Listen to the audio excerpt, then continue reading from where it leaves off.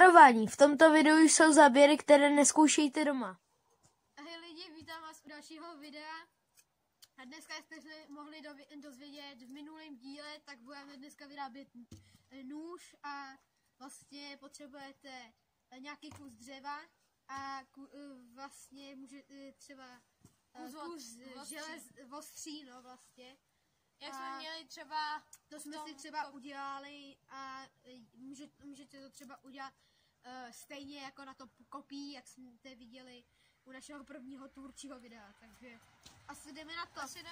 Takže jako první věc to vlastně je potřeba, aby jsme si to upravili na nějakou dílku, takže vlastně si takhle dáte ruku a vlastně si naměříte, dalo by se říct, vzdálenost, jak to chcete mít veliký vlastně, takže třeba mě to jde takhle, takže to tak si to udělám třeba trošku větší i a řežu to tam prostě a až to dořežu, tak se nás zase ozveme. ještě pro další věci.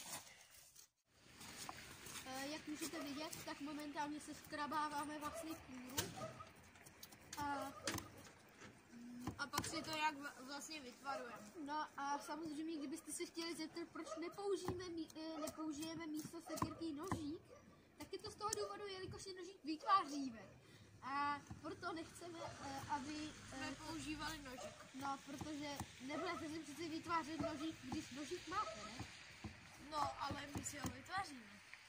No, ale my děláme tutoriál. Nic jste neviděli. To se vystřihne. To bych vystřihl. Tam je divný.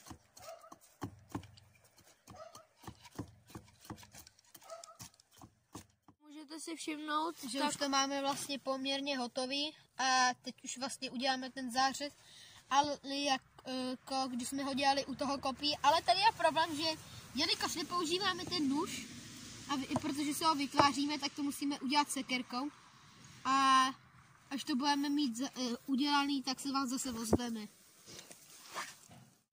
Takže jak si můžete všimnout, už jsme zářez udělali. A teďka ještě doděláváme trošku, co tady upravíme z boku, aby jsme neměli tak dlouhý to madlo, což vlastně je lepší, když třeba si vezmete nějaký menší klacek, takže... Tak jak už můžete vidět, tak už máme vlastně nůž hotovej. Není to žádná sláva. No to sice není, ale teďka ho vlastně půjdeme ukázat a otestovat vlastně. Jo, a tak můžete samozřejmě vidět, že to přeřízne vlastně i provázek. No nevíme, jestli... Když to trochu kolega napne. Dobré. A ještě můžeme ukázat ještě na tom druhém kuse. Omlouváme se, že je takové šero, ale děkujeme, že jste se podívali na toto video s nadhledem. Naschledanou.